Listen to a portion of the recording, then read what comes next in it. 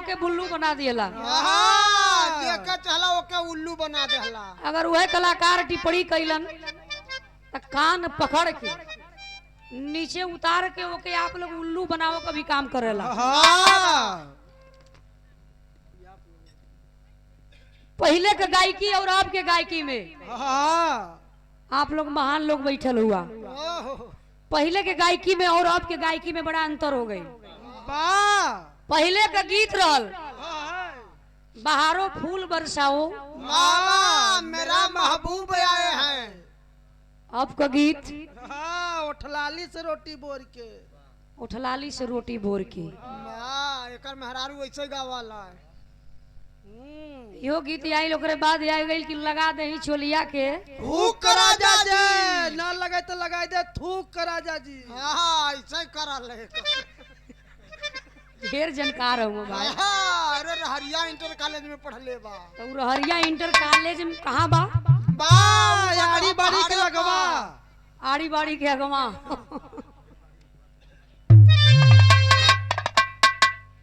और बिरहा में भी अंतर हो गया।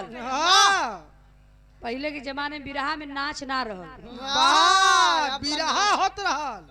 अभी बात कहब तो कितना गवैया कहियन कि नाचे न आवे अंगनवे टेढ़ एकरे नचही नहीं आवत तो नाची कहाँ से? तो बिरहा एक विधा है जिससे हमको ज्ञान मिलता है, जिससे हमको ज्ञान मिलता है। बाबा पुराने बाबू लोग कहलन कि पहलवानी और बिरहा एक बराबर और एक समान बतावल गई। जितना वजनाई बिरहा में हो उतना ही वजनाई पहलवानी में। और जितना खानगी पहलवानन के चाहला उतना ही खानगी बिरहा गवैयन के चाहिए तब टिकी है। नहीं तो अगर बिरहा में अगर खानगी जे नहीं खाए घी और दूध। अब ये बाबू हो घी और दूध वाला जमाना गयल हो। दारू चलता। तब एक बार पूछली नहीं से कि तू दूध पसंद करला कि घी? इनके कुछ अलग पसंद बा। जब तुरंत काम करे यार। पूछली कि चाहिए बतावा कि काहे में तो तू पियला? कह तुम बख्शियोद आदमी कि बड़ी जल्दी काम कर तुरंत फायदा करे। दूध 1 महीना में फायदा करे। और ये हकीकत ही सच्चाई हो कि अगर एक तरफ अगर डेयरी का दुकान खुल जाए और एक तरफ दारू का, तो लाइन लग जाए दारू। तो देखेंगे नजर उठा करके घुमा करके देखेंगे बाबूजी, जितना भीड़ दारू के दुकान पर लगत हो उतना भीड़ दूधे के दुकान पर नहीं लगत हो। का करबा उतना पचावक हो क्षमता ये शरीर में नहीं हो। दूध और घी का जमाना खत्म हो गल। तो गीत में और बिरहा में बड़ा अंतर हो गई। जे अगर बचाए के रख तो जीवन भर चली, और जे बचाए के नहीं रखलस 4 दिन का चांदनी फिर अधेरी रात, जहाँ रहा तहाँ पहुंची। आप लोग बड़ी महान हुआ। तो एक बिरहा आप लोगन के बीच में रामायण से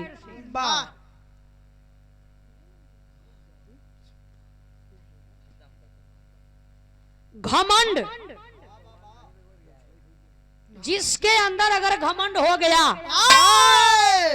माला कौनो चीज पर घमंड, चाहे बल होखे, चाहे धन और दौलत होखे, हर प्रकार के अंदर इस इंसान के अंदर हर प्रकार का ये मन भटकाया है।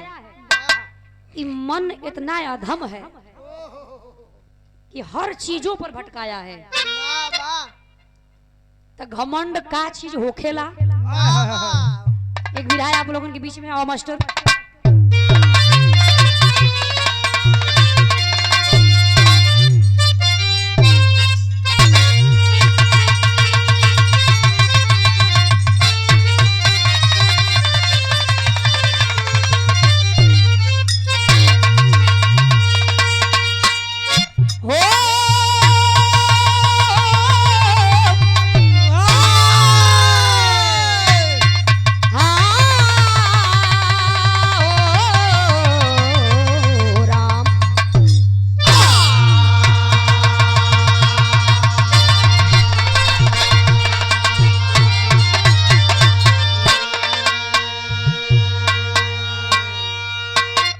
बिरहा के अंदर 4 लाइन जी, 4 लाइन में कवि जी भूमिका में लिखत हुआ। बाबा आवा कैसे?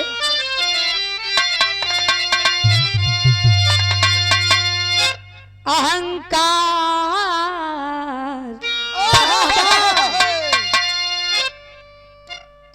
अहंकार का रूप यकीत है बीरवा, बेशक उसकी बुद्धि को हर लेता है, सितारों को गर्दिश में हर लेता है, सांस संगम में भी बदबू भर देता है, वक्त की यार पे तीर है छोड़ता, लग गया जब निशाना तो मुस्कुराता है, वो सयाने प्रयासू बहाता फिरे, फिर भी संसार उसका ही गुण गाता है।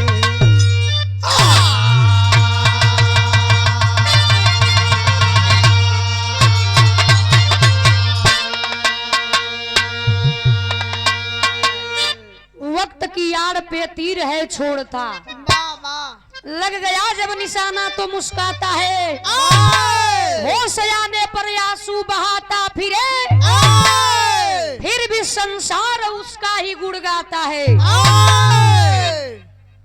बिरहा में हमरे एक लाइन गजल का लाइन है मास्टर। वाह ओ कौन गीत हो? कौन? आवा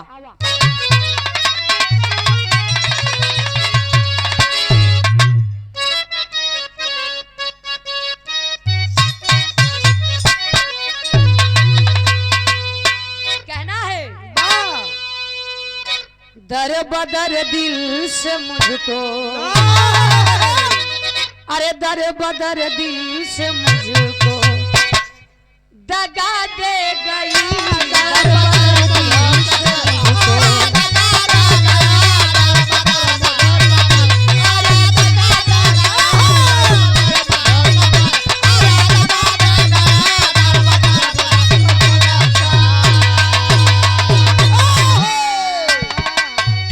दर बदर दिल से मुझको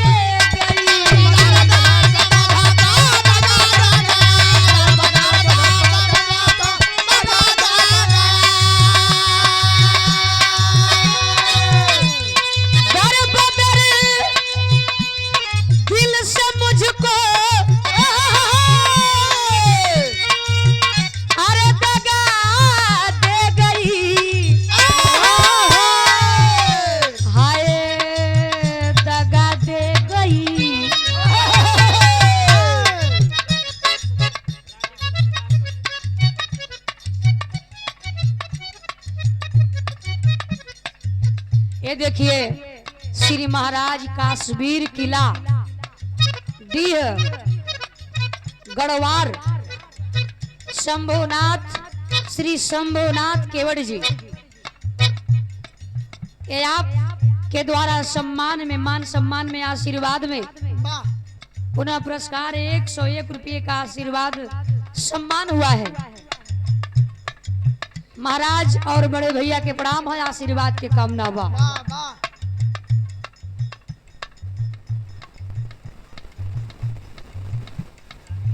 अनुज बिंद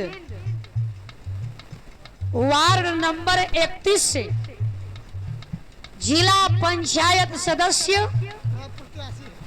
रानीगंज प्रतापगढ़ से आप हमारे भैया जी के द्वारा 100 रुपये का आशीर्वाद सम्मान हुआ है। तब माता रानी का कृपा दया दृष्टि बने, भैया विजयी बने, भैया भारी मतों से विजयी बने, मनोकामना पूरा होए।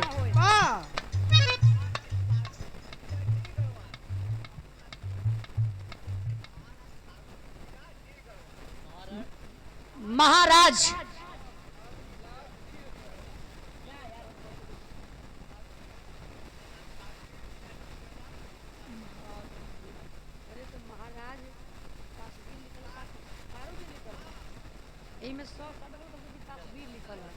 हाँ भाई महाराज कारू वीर हुआ इमें सट करला वी में महाराज कारू वीर किला डीह गढ़वार से श्री शंभुनाथ केवड़ जी 100 रुपये का आशीर्वाद सम्मान भइल बाबूजी के प्रणाम हो।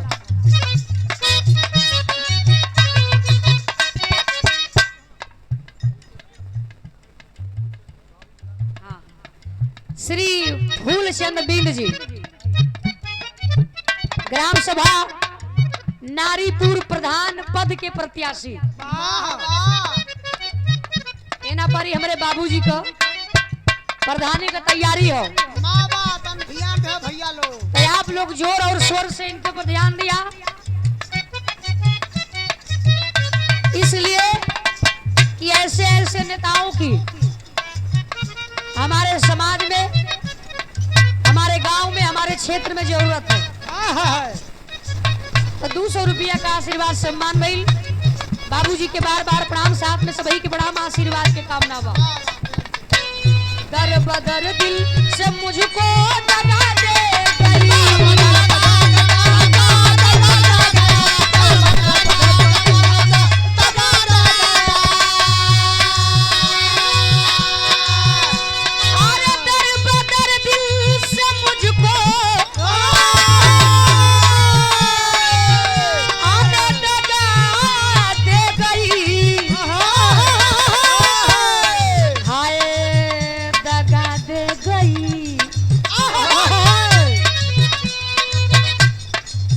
कोई धन और कोई दौलत कोई सोना या चांदी नहीं मांगा था। क्या मांगा था? तुझसे मांगा क्या था? क्या? प्यार मांगा तो गर्दन प्यार मांगा तो गर्दन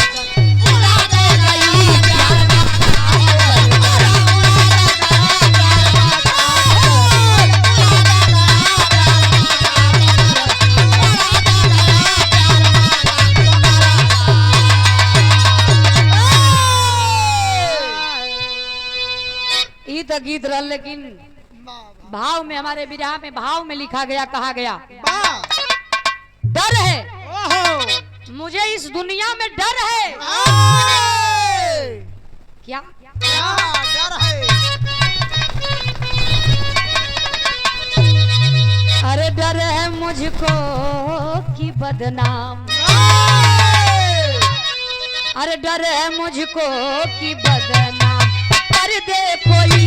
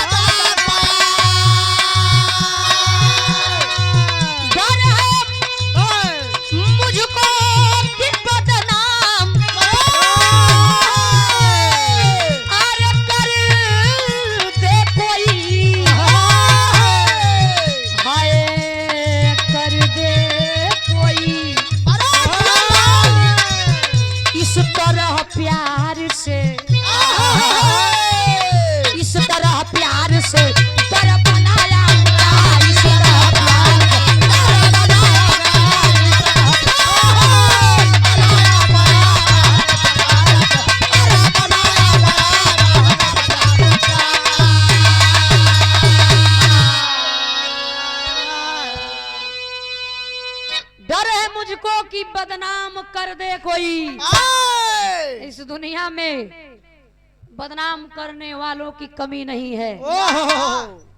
तो इस तरह प्यार से दर बनाया आपका लेकिन कहानी यहाँ से शुरुआत भई लिखल गई नजम के लाइन में आइए क्या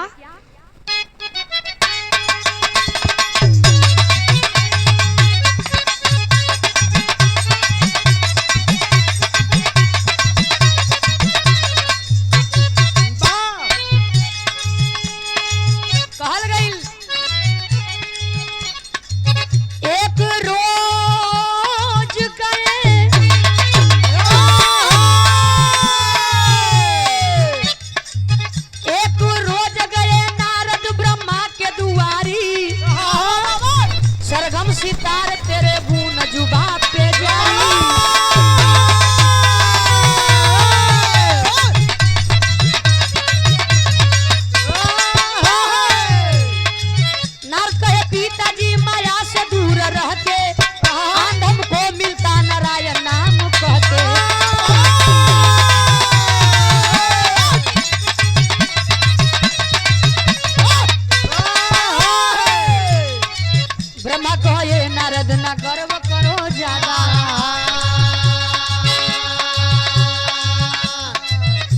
कहो ये नारद ना गर्व करो ज्यादा,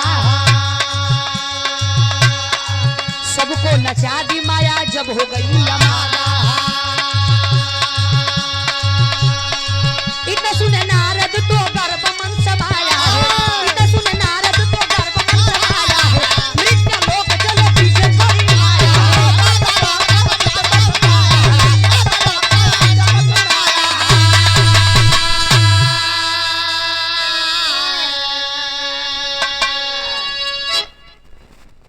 नारद भगवान और उनके पिता ब्रह्मा भगवान जी में दुनहु जाने में एकदम विस्तार से विधवत रूप एकदम बात एक ही जगह बैठल हुआ लोग। अब बात विचार होता, जब बात विचार होए लगल नारद जी कहलन कि पिताजी हम सुनीला कि माया में ही दुनिया संसार बनल हो। भगवान ब्रह्मा कहलन कि हाँ बेटा ये सच्चाई है, हकीकत है कि दुनिया संसार बनल है। कहलन नहीं हम नहीं मानते हैं। नारद जी चल गए मृत्य लोक पर। ब्रह्मा जी सोच गए कि मेरे बेटे को घमंड हो गया है, माया को बुलाए। माया आकर के प्रकट हुई है और बोली महाराज क्या आदेश है मेरे लिए। ब्रह्मा जी बोले मेरे बेटे नारद को बहुत बड़ा घमंड हो गई हो तो के ओकर घमंड तोड़े के बा। मेरे तेलोक पे नारद जी ना पहुंचल उससे पहले माया जाके पहुंच के 2 गो तालाब बनौलस, एकदम बना पानी भरल हो। तो भइल का बिरहा में एक लाइन गीत लगल मास्टर।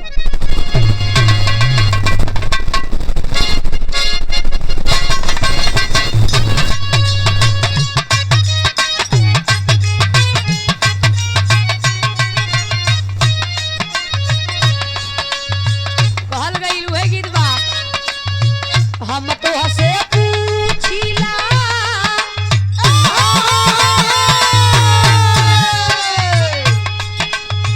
हम तो हसे पूछिला माली ना आई हो माली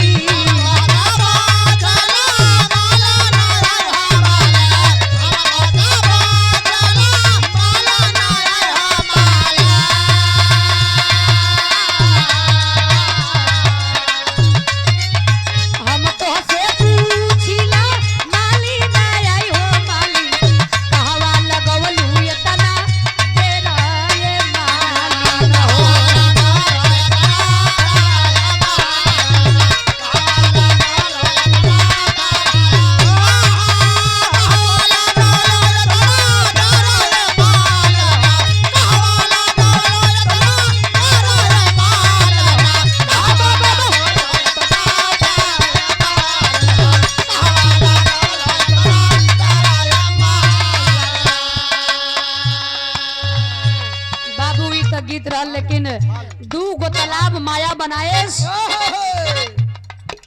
और भयल का कि नारद जी जब लगे पहुंचल हुआ मृत्य लोक पर दूरवई से लखत हुआ कि 2 गो तालाब बना पानी भरा बा एकदम लहलहात हो। तालाब के देख के नारद जी कहलन का कहलन सुंदर तालाब बाबा के घटवा भी सुंदर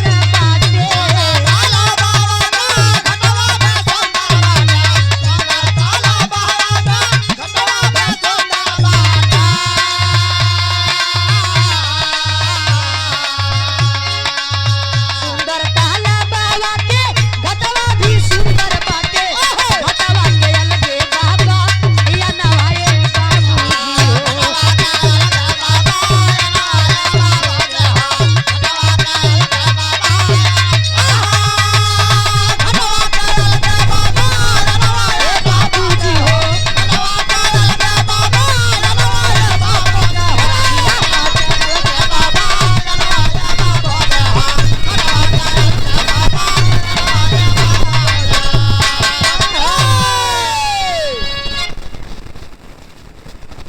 हमारे बड़े भैया श्री विजय बिंद ठेकेदार साहब ग्राम सभा सोरो के धरती से आप हमारे गार्जियन महोदय मलिकार साहब जी के द्वारा 100 रुपये का आशीर्वाद सम्मान हुआ है। बड़े भैया के प्रणाम और साथ में सभी के प्रणाम आशीर्वाद के कामना बा। ए बाबू नारद जी जब तालाब देखलन मन में एकदम विचार जगल ये कुछ होखे चाहे ना होखे, चाहे इधर घूमी चाहे ना घूमी, लेकिन ये तालाब में नहाई जरूर। माया पीछे पड़ गई तो भइल का भैया पिरावा में गीत बदल गई।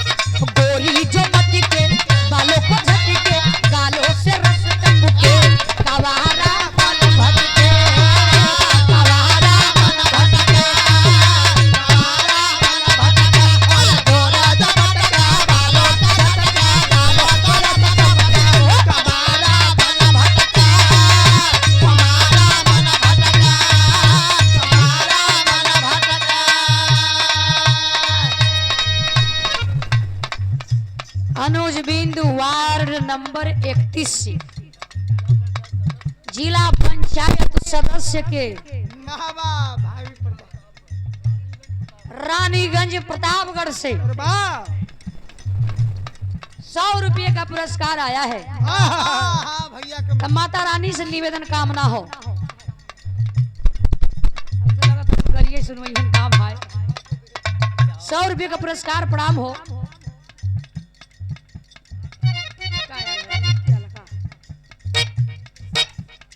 आशीष दिनेश संजू मंजू गाड़ी देवे खातिर आया 100 रुपया का पुरस्कार हो। पर 1 2 3 4 जाने का 5 जाने का नाम हो तो कम से कम 100 रुपया में गाड़ी थोड़ा न दिया। 5 जाने का नाम है तो कम से कम 500 रुपया आवे सब गाड़ी दिया। लेकिन भाई का नारज गनिया लहरे लपनिया मनवा में आसना सरारा पानी में सरारा पानी में सरारा पाला अरे नारज गनिया सरारा पाना सरारा पाना अरे कपड़ा उतारी कूद सरवर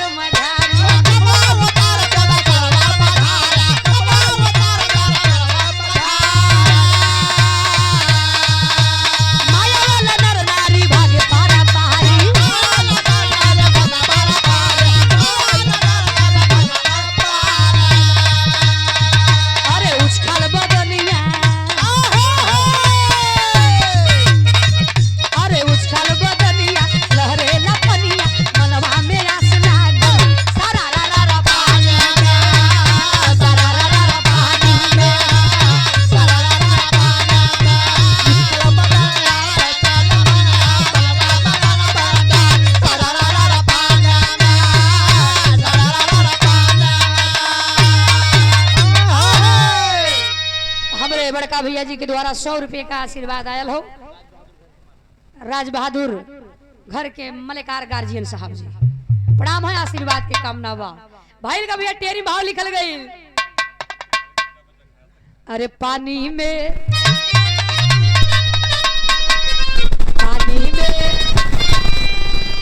गोता मारही जोगिया अरे पानी में गोता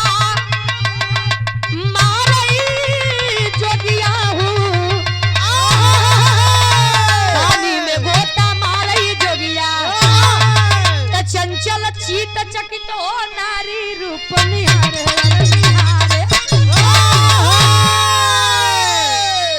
करवा ककनी नकिया नथुनी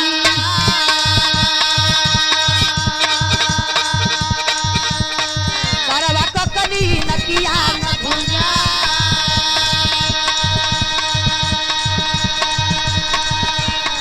मथवा बिंदिया उजिया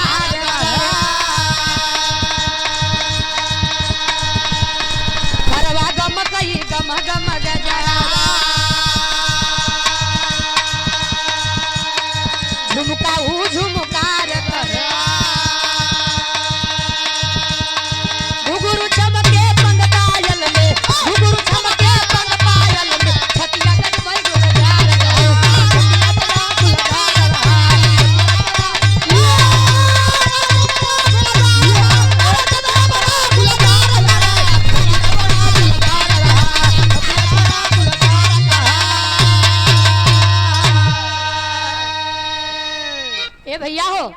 जब वो तालाब में नारद जी नहले हुए, नारद जी मरद से मेहरारू हो गईलन, सोलह श्रृंगार में सज गईलन, मन में विचार करे लगलन कि अरे बाप रे बाप, ये मर्द रही मेहरारू कैसे हो गईली।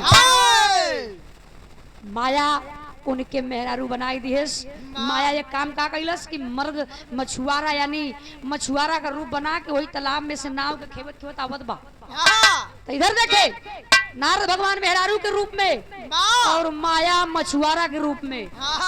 तो भइल का दोनों जाने नाव पर बैठल हुए, अब बैठ के लगल घूमे, जब लगल घूमे तो दोनों जाने में देखा भइल का पहपट लगल मास्टर।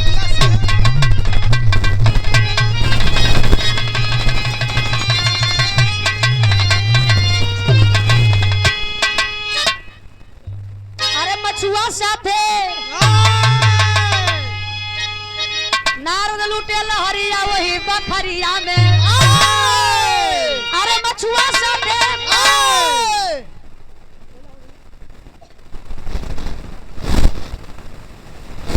राजमन के भांजे अनुज कुमार बिंद वार्ड नंबर 31 से, रानीगंज प्रतापगढ़ से जिला पंचायत सदस्य के प्रत्याशी हैं आप। 200 रुपया का पुरस्कार हो। आप हमारे ठेकेदार साहब जी के जात चला हम निकलबे थोड़ा सा जो खाना ही होके पूरा कर ले, अधूरा पूरा नहीं चाहिए। 100 रुपये का आशीर्वाद भैया के प्रणाम, साथ में सभी के प्रणाम आशीर्वाद के काम में। मछुआ साथे नारद लूटे लहरिया वही बखरिया में। तब मद में मातल जाले ई शरीरिया वही बखरिया में।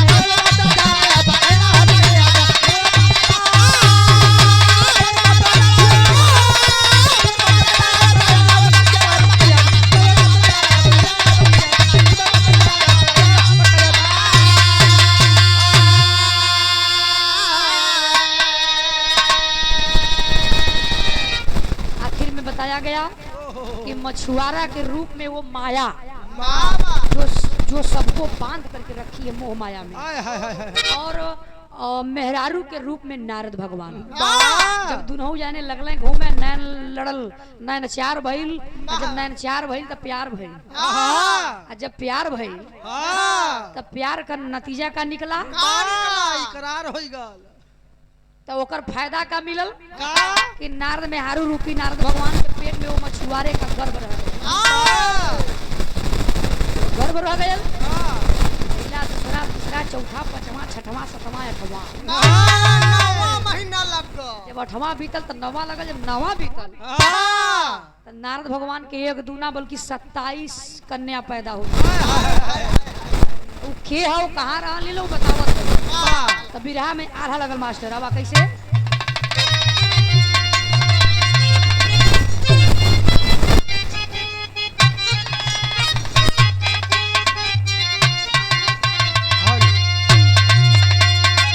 अरे जवन हो शरीरिया में, अरे जवन हो शरीरिया में घमंड होई जाला बाबू।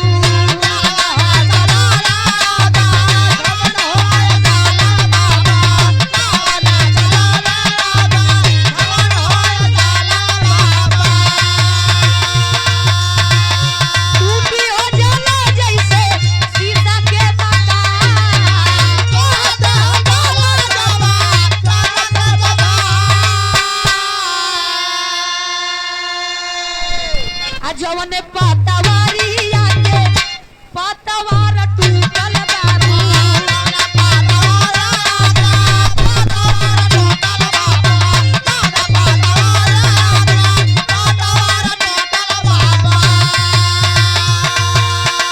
माया के समान माया टूटले गुमान।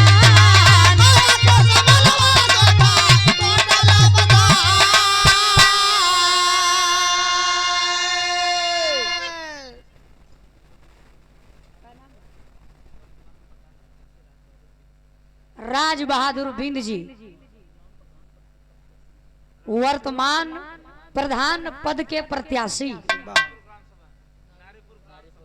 नारीपुर ग्राम सभा पावन सदमी नारीपुर से 501 रुपये का आशीर्वाद प्रदान हुआ है। तो प्रणाम हो, साथ में सभी के प्रणाम, आशीर्वाद के कामना हो।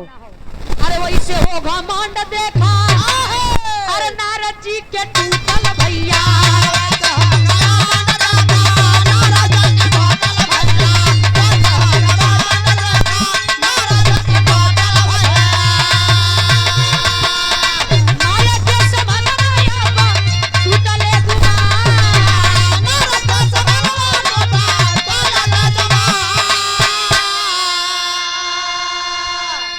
नारद भगवान का घमंड टूटल, 27 लड़की पैदा भइलिन और वही जंगल में छोड़ के दूसरा तालाब में कूदल हुए। जब नहैलन तो मर्द से मेहराब से यानी मर्द हो गईलन। जब अपने भेष में भइलन अपने पिताजी के लगे भागल गईलन। कारण पिताजी हम मान गईली कि नहीं माया बोले का। 27 लड़की जंगल में छोड़ले हुए, लेकिन तो चिंता नहीं है। आज भैल का बिरहा में लास्ट भाव खड़ी में कैसे आवा नारद रोमई बाबू मोरी गतिया बिगड़ी, लुटले माया बन बहुरिया जन्म कहिया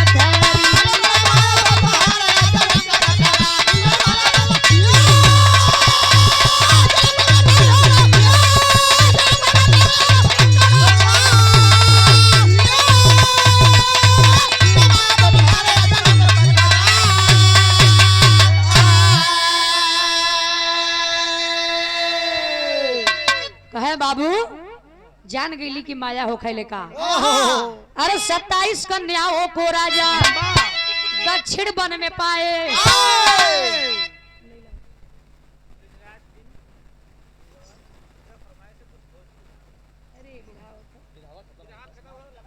ब्रिजराज बिंद जी।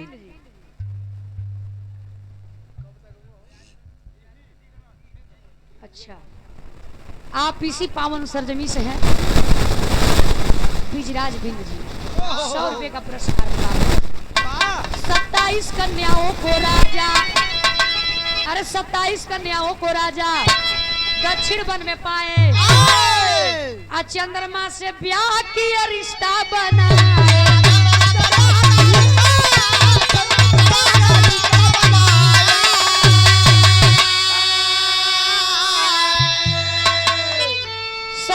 नक्षत्र अरे बन के घूमाई सगरी, तो लुटले माया बन बहुरिया आई जन्म कई गठरी। कह का मतलब बाबू 27 कन्या नारद भगवान को हुए बतावल गईली, जे की पानी के रूप में नखत बन गईली ना, वह धरती पर बरसेली। जेके आप लोग लोहवा तमवा मृगरहिया चंद्रमवा हथिया यानी अनेकों नाम से आप लोग भुलावा। 27 लड़की नारद भगवान को। कहानी समाप्त। लास्ट लाइन में खानदान का परिचय है, बिरहा खत्म।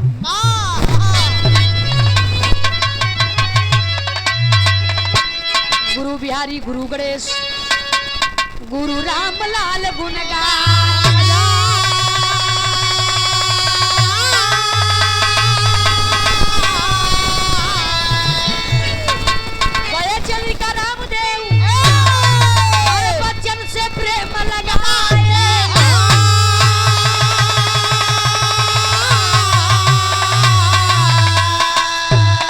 पानी में गोता मारई जोगिया पूजा बिंदेश्वरी पर सतगुरु सहैया।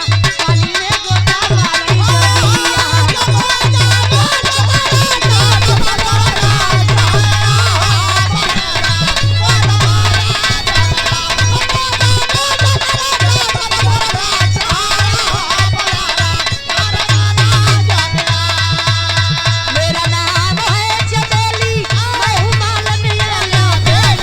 चली आई अकेले इस मेल से।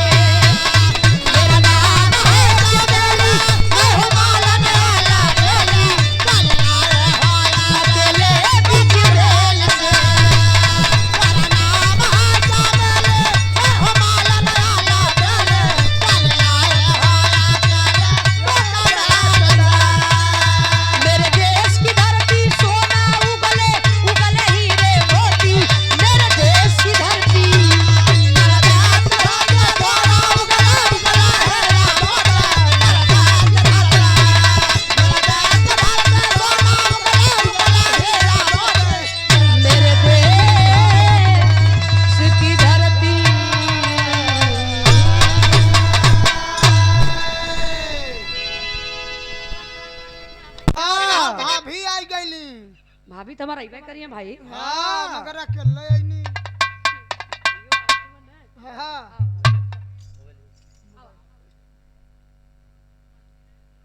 माला उठा ले पहले दोनों जने को स्वागत करा।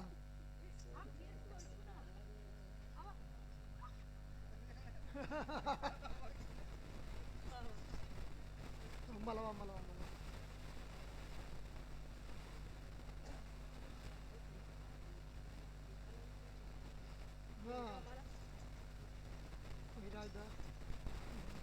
ये देखा हमरे भाभी जी का आगमन भयल हो।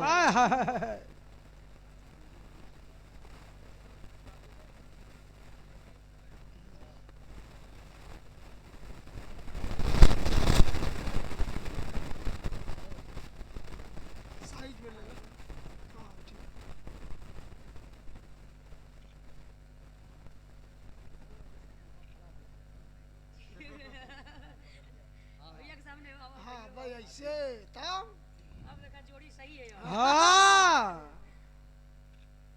बस ये देखिए हमारी भाभी श्रीमती निशा बिंद। बाबा आप हमारे बड़े भैया विजय ठेकेदार जी की धर्म पत्नी। आप उनकी अर्धांगिनी, आधा अंग और घर की लक्ष्मी। हाय हाय हाय हाय हमारी देवी स्वरूपा लक्ष्मी रूप हमारी निशा भाभी जी के द्वारा बाबा जितना बड़ाई किया जाए उतना कम होगा। ये ठंडी में आई के तहार सम्मान करती हैं। सुंदर पुष्पहार और पुनः आशीर्वाद 501 रुपये का आशीर्वाद देके हमरे भाभी जी सम्मान कैलीन। तो भाभी जी के बार बार प्रणाम, साथ में सभी के प्रणाम, आशीर्वाद के कामना बा।